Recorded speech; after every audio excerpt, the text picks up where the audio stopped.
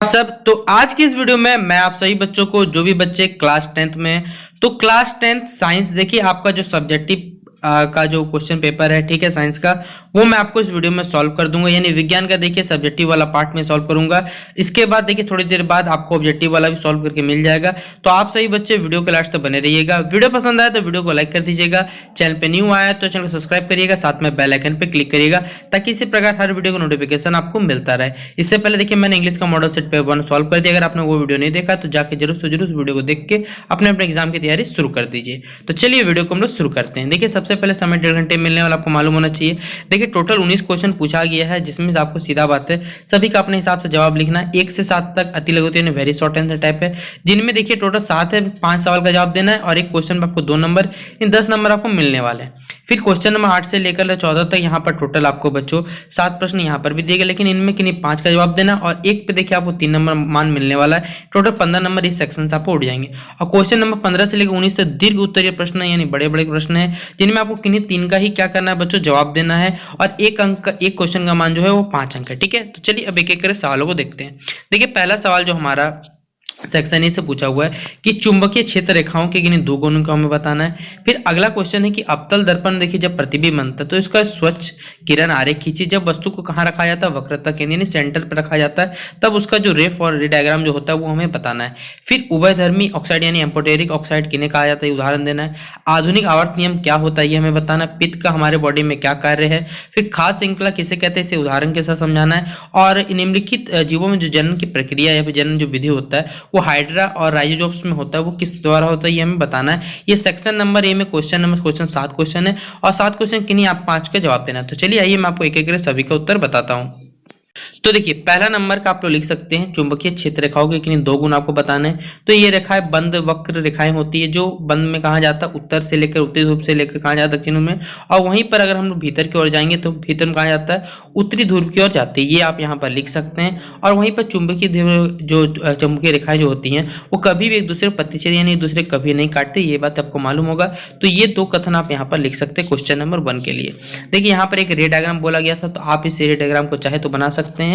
यहाँ पे इस प्रकार का आपको बना लेना है और एक स्वच्छ आरेख बनाना है। तो एग्जाम में याद रखिए पेंसिल से बनाइएगा तो ज्यादा बेटर रहेगा, ठीक है। और पेंसिल को देखिए सीधा बात है कॉपी की जहां भी जो भी इस पे रेड डायग्राम का उससे ज्यादा काटकुट मत करिएगा, वरना वो देखने में खराब लगेगा तो फिर आपको नंबर सही से नहीं मिलने वाला है। इसलिए इस प्रकार रेड डायग्राम बनाइए जो बेटर कंडीशन पे। तो हम लोग सीधा बात तो वस्तु को कहाँ रखने बोला गया, वक्रता केंद्र पर रखने बोला गया, और किस प्रकार का यहाँ पर इमेज फॉर्मेशन होगा ये हमें बताना है, ठीक है। तो आप लोग इस पर बना लीजिएगा।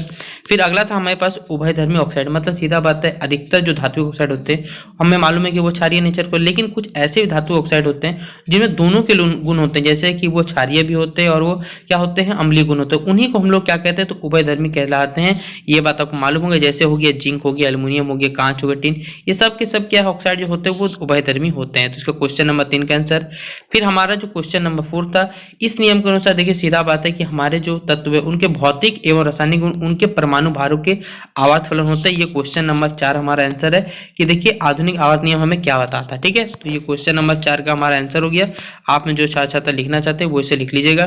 फिर पित्त का देखिए कार्य क्या होता है, जो भी हमारे खाए हुए द्रव्य होता है उनकी स्वाभाविक उष्णता से पचाना होता है और रस मूत्र और मल को क्या करना, पृथक करना, ये पित्त का कार्य होता है। फिर क्वेश्चन नंबर 6 का देखिए आंसर क्या होगा, आपको उदाहरण देना था खाद्य श्रृंखला का। जैसे एक पौधे का करता है, कीड़े का भक्षण द्वारा किया जाता है, और कीड़ा कौन खाया जाता है, मेढक खाया जाता है, मेढक को फिर सांप खाता है, सांप को बाज खाया जाता है। इस खाद्य क्रम में देखिए सीधा बात एक एनर्जी जो होता है यानी ऊर्जा जो होता है एक हिस्से से दूसरे हिस्से स्थानांतरण होता है यानी प्रवाह होते रहता है, और इसे हम लोग क्या कहते हैं, तो खाद्य श्रृंखला कहा जाता है। हाइड्रा बोलिए, राइजो बोलिए, ठीक है, हाइड्रा बोलिए, उसमें किस प्रकार जनन होता है, तो अलैंगिक जनन होता है। उसका क्वेश्चन नंबर 7 का बी का भी आंसर क्या हो जाएगा, अलैंगिक जनन हो जाएगा। तो चलिए क्वेश्चन नंबर 7 तक मैंने सॉल्व कर दिया। आइए बाकी के सेक्शंस को हम लोग सॉल्व करते हैं।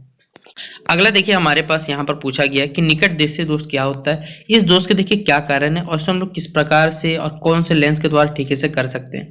फिर 7 सेंटीमीटर साइज का कोई हमारे पास क्या है, यहाँ पर कोई बिंब है जिसको 18 सेंटीमीटर फोकस दूरी के किसी अवतल दर्पण के सामने हम लोग क्या रखते हैं, 27 सेंटीमीटर दूरी पर रख दिया। अवतल दर्पण देखिए बोला गया है, तो प्रतिबिंब की स्थिति बताना है, प्रकृति बताना और साइज हमें बताने की, तो साइज क्या होगा। ये क्वेश्चन 9 हमारा। क्वेश्चन नंबर 10 देखिए संयोजन अभिक्रिया अवयोजन अभिक्रिया किस प्रकार विपरीत होती है, उदाहरण देके हमें यहाँ पर समझाना है। फिर मेंडलीव का देखिए जो आवर्त सारणी उसकी क्या कमियां थी, आधुनिक आवर्त सारणी में उस पर किस कमी को दूर किया गया बताना है। और कार्बन के इतने ज्यादा यौगिक हमारे आसपास पाए जाते, लगभग 3 मिलियन पाए जाते हैं, वो क्यों पाए जाते बताना है। फिर दोहरा परिसंचरण तंत्र डबल सर्कुलेशन रेट होता है, वो क्या होता है समझाना है। फिर क्वेश्चन नंबर 14 हमारा ऊर्जा के स्रोत के रूप में हम जो सौर ऊर्जा का उपयोग करते हैं वो किस प्रकार करते हैं ये हमें बताना है। तो टोटल देखिए यहाँ पर भी 7 सवाल और साथ में किन्हीं 5 का आपको जवाब देना है। तो चलिए आगे एक एक करके मैं आपको सभी का उत्तर समझाता हूँ। देखिए क्वेश्चन नंबर 8 का आंसर यहाँ पर कि निकट दृष्टि दोष में सीधा बात है, नेत्र को दूर बिंदु अनंत से कम दूरी पर हो जाता है। इस प्रकार आंख किस प्रकार जो दोष होता है उसको दूर करने के लिए हम लोग क्या करते हैं, अवतल लेंस का उपयोग करते हैं। और अनंत पर जो रखी वस्तु से चलने वाली किरणें होती है, इस लेंस से निकलने वाले नेत्र के दूर बिंदु से चली हुई प्रतीत होती है। तब ये किरणें क्या होती है, नेत्र लेंस से अपरिवर्तित होकर दृष्टि पटल पर हमें मिलती है और हम लोग कोई भी वस्तु को देख पाते हैं। और याद रखिएगा अगर ये आंसर आपको बड़े नंबर है 5 नंबर में, तो इसको आपको एक चित्र बना के बताना याद रहेगा। ठीक है, ये क्वेश्चन नंबर हमारा 8 हो गया। अब क्वेश्चन नंबर 9 हमारा, देखिए क्वेश्चन नंबर 9 मैंने आपको यहाँ पर सॉल्व कर दिया है। एफ का वैल्यू देखिए हमें यहाँ पर दिया गया है, बिम की दूरी दी हुई है कितना, यू का वैल्यू -27 है, -27 है। बिम का जो आकार है एच का वैल्यू दिया हुआ है +7 दिया हुआ है। भी हमें निकालना है और प्रतिबिंब का आकार निकालना है। तो हम लोग जानते हैं दर्पण सूत्र का प्रयोग करके कि 1/v + 1/u = 1/f होता है। अगर हमें भी निकालना है तो इस u को उधर भेज देंगे, इसलिए माइनस हो जाएगा। और यहाँ से जब हम समीकरण को सॉल्व कर लेंगे तो -1/54 आ जाएगा। इससे जब हम लोग विपरीत करेंगे मतलब भी ऊपर चला जाएगा और 54 ऊपर चला जाएगा, तो v का वैल्यू -54, यानी सीधा पता चल गया प्रतिबिंब की जो दूरी है वो कितने -7 सेंटीमीटर। और हम लोग जानते हैं कि क्या होता है फॉर्मूला h' बराबर क्या होता है -v/u। जब हम आवर्धन वाला प्रॉब्लम बैठाएंगे तो यहाँ से हम लोग h' का वैल्यू कैलकुलेट कर लेंगे -14 सेंटीमीटर। और देखिए जब माइनस आ गया तो पता चलेगी कि वो जो हमारा इमेज बनेगा यानी प्रतिबिंब जो बनेगा वास्तविक होगा, उल्टा होगा तथा वस्तु के आकार से क्या यहाँ पर बनेगा, दोगुना बनने वाला है। क्योंकि यहाँ देखिए 27 है, यहाँ पर प्रतिबिंब की जो दूरी बनी है वो 54 सेंटीमीटर, इसलिए आकार से कितना बनेगा, दोगुना बने, ये हमें पता चल गया। ठीक है, अब हमारा अगला सवाल जो था देखिए कि वियोजन अभिक्रिया संयोजन से, ठीक है, वियोजन अभिक्रिया संयोजन की किस प्रकार से अलग है, किस प्रकार विपरीत क्यों कहा जाता है। क्योंकि देखिए वियोजन में क्या होता है, एक पदार्थ क्या होता है वियोजित होकर 2 या 2 से ज्यादा रूप में टूटता है, लेकिन संयोजन में जस्ट इसका उल्टा क्या होता है, 2 या 2 से ज्यादा चीज जुड़ के क्या होता है, एक चीज का निर्माण करती है। तो ये इस प्रकार के इसको उदाहरण आप लोग दे सकते हैं, इसको लिख सकते हैं। ठीक है, ये क्वेश्चन नंबर 10 का आंसर हो गया। फिर क्वेश्चन नंबर 11 का आंसर देखिए मैंने आपसे बच्चों यहाँ पर लिख दिया है कि मेंडलेव की आवर्त सारणी में धातु और अधातुओं को अलग अलग स्थान देखिए सीधाबद्ध नहीं दिया गया था। समान गुण वाले तत्वों को अलग अलग स्थानों पर रखा गया था तथा असमान गुण वाले तत्वों को एक ही स्थान पर देखिए यहाँ पर रखा गया था। इस सारणी में जो समस्थानिक थे उन पर कोई भी स्थान नहीं दिया गया था। इन सारणी में कहीं कहीं पर तो तत्वों के परमाणु भारों को ठीक क्रम पे नहीं रखा गया था। ये इसके देखिए कुछ खामियां थी। फिर हमें मालूम है कि कार्बन का देखिए जो इतना बड़ा कह सकते हैं बच्चों, इतने सारे जो कैसे धातु हमें इतने सारे जो परमाणु पाए जाते हैं, इतना सारा बंध क्यों पाया जाता है, क्योंकि कार्बन जो परमाणु है वो काफी बड़ी संख्या में दूसरे से क्या सहसंयोजी बंध बनाते हैं और उससे जुड़े रहते हैं। यही कारण है कि कार्बन के इतने सारे हमें यौगिक क्या होते हैं, प्राप्त होते हैं। ठीक है, फिर क्वेश्चन नंबर 13 का आंसर हो जाएगा हमारे पास, दोहरा परिसंचरण तंत्र का एक चक्र में देखिए 2 बार हृदय से क्या होता है गुजरना। पहली बार शरीर को समस्त अशुद्ध रुधिर हृदय के दाहिने आलिंद से एकत्रित होकर दाहिने निलय में होते हुए फेफड़ों में जाता है और दूसरी बार हृदय के बाएं आलिंद के फेफड़ों में फुसफुस सिराओं द्वारा एकत्रित होता है और शुद्ध रुधिर महाधमनी द्वारा समस्त शरीर में क्या पंप किया जाता है। ये इसका आंसर हो जाएगा।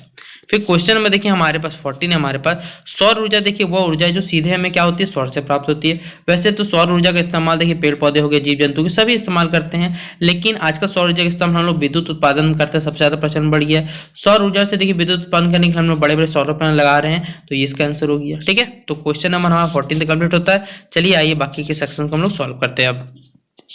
अब देखिए क्वेश्चन नंबर 15 हमारा, किसी भी देखिए चालक का जो प्रतिरोध होता है, रेजिस्टेंस जो होता है वो किन कारणों पर निर्भर करता है। फिर हमें देखिए 3 प्रतिरोध यहाँ पर दिए गए, 2 ओम, 3 ओम, 6 ओम। किस प्रकार देखिए हम इसे कनेक्ट करें या फिर संयोजित करें जिससे हमारा कुल प्रतिरोध 11 ओम प्राप्त हो और 1 ओम प्राप्त हो। फिर डायनोमो क्या किस सिद्धांत पर कार्य करता है, प्रत्यावर्ती धारा डायनोमो की बनावट एवं कार्य संरचना उदाहरण करना है। फिर अगला है देखिए हमारे पास इन समीकरणों को हमें संतुलित करना है। फिर है मनुष्य के पाचन तंत्र, देखिए एक डायग्राम वाला सवाल एकदम कंफर्म आएगा, तो आपको पढ़ के जाना है, एक फूल वाला पढ़ के जाना है, एक पाचन तंत्र वाला पढ़ के जाना है, एकदम जरूरी से VBI सवाल जो पूछा जाता है। फिर मनुष्य के बच्चे में जो लिंग निर्धारण होता है वो किस प्रकार होता है ये बताना है। टोटल देखिए यहाँ 5 सवाल है, 5 में आपको किन्हीं क्या करना है बच्चों, 3 का आपको यहाँ पर जवाब देना, ये बोल ही दिया गया था। तो चलिए आइए मैं आपको एक एक सभी का आंसर समझाता हूँ। तो देखिए पहला है कि जो प्रतिरोध किस पर निर्भर करता है, लंबाई पर, अनुप्रस्थ काट का क्षेत्रफल, ठीक है, एरिया ऑफ क्रॉस सेक्शन पे, चालक पदार्थ की प्रकृति पे ये निर्भर करता है। ठीक है, ये इसका आंसर हो गया।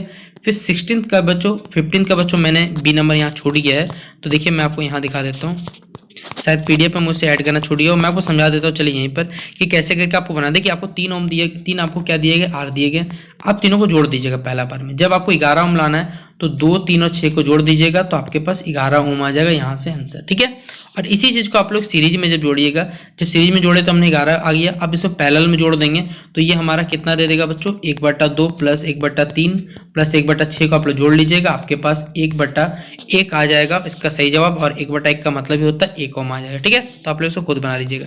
16 नंबर का देखिए आंसर मैंने आपसे बच्चों यहाँ पर लिखा हुआ है, तो आपको अपने बुक से क्या करना है, इस डायग्राम को ड्रॉ करना है और इसको आपको बनाना है। ठीक है, इस प्रकार आपको क्या करना है, क्योंकि आपको यहाँ से 5 नंबर मिलने वाला, तो आपको थोड़ा सा बड़ा करके इसको लिखना पड़ेगा, और ये एकदम फेमस सवाल एग्जाम में जो आता है हमेशा। ठीक है, तो इस प्रकार का आपको क्या करना है, लिखना है पहले, लिखने के बाद क्या करना है, आपको डायग्राम ड्रॉ करना है, चित्रकारी करना है, उसके बाद आपको क्या करना है, पूरा ये जो किस प्रकार कार्य करता है ये सारी की सारी बातें आपको यहाँ पर लिखनी पड़ेंगी। ठीक है, फिर क्वेश्चन देखिए 17 के मैंने यहाँ पर हल कर दिया है कि देखिए यहाँ पर 2 नाइट्रोजन थे 2 हाइड्रोजन थे, लेकिन यहाँ पर NH3 बन रहा था, तो मैंने यहाँ पर 3 डाल दिया, जिससे देखिए यहाँ पर 6 हाइड्रोजन हो गए, यहाँ पर भी 6 हाइड्रोजन हो गए, 2 नाइट्रोजन हो, बैलेंस हो गया।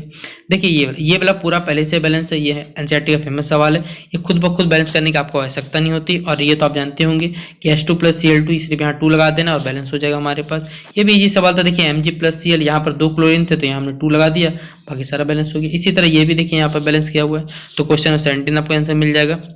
क्वेश्चन 19 का देखिए कि सीधा बात है, मानव देखिए जो लिंग निर्धारण होता है, जो नर होते हैं जो मेल होते हैं उनके पास XY होते हैं, जो फीमेल होते हैं उनके एक्सेस होते हैं। देखिए सीधा बात है कि मादा के पास Y गुणसूत्र होता नहीं है, तो जो भी लिंग निर्धारण का कार्य होता है वो किस पे निर्भर करता है, पुरुषों पर निर्भर करता है। पुरुष से देखिए सीधा बात है किस प्रकार से हम लोग जानते हैं कि निषेचन प्रक्रिया में यदि पुरुष जो X लिंग है, एक्स लिंग गुणसूत्र स्त्री के एक्स लिंग से मिलता है, तो इससे जो जुड़ा बनेगा वो एक्सेस बनेगा, और ये संतान होगी वो लड़की होगी। लेकिन यहीं पर अगर पुरुषों से अगर Y आता है और मादा से जब हमें X मिलता है, तो इस प्रकार गुणसूत्र से क्या बनता है, XY बनता है, और ये इस प्रकार ये लड़के का निर्माण होगा या लड़के का जन्म होगा। इसी प्रकार क्या होता है हमारे पास जो मानव जीवन जो होता है वो बच्चों को लिंग निर्धारण इस प्रकार किया जाता है। ठीक है, तो ये क्वेश्चन 19 का हमारा आंसर हो गया। और ये जो डायग्राम है ये आपको ड्रॉ करना है, याद रखिएगा आपके एनसीईआरटी में डायग्राम बना हुआ है, ये आप लोग खुद ब खुद देख लीजिएगा, खुद ब खुद आपको बना के प्रैक्टिस करना है। एक डायग्राम देखिए आपको अपना प्रैक्टिस कराना है, ताकि आपको खुद ब खुद एग्जाम में याद रह पाए कि क्या क्या पर कहाँ पर होता है, ये सारी की सारी बातें आपको वहाँ पर लिखनी पड़ेंगी। 5 नंबर आपको डायग्राम से चाहिए तो आपको इस पर मेहनत करना पड़ेगा। ठीक है, तो ये था पूरी सॉल्यूशन जो मैंने आपको करवा दिया।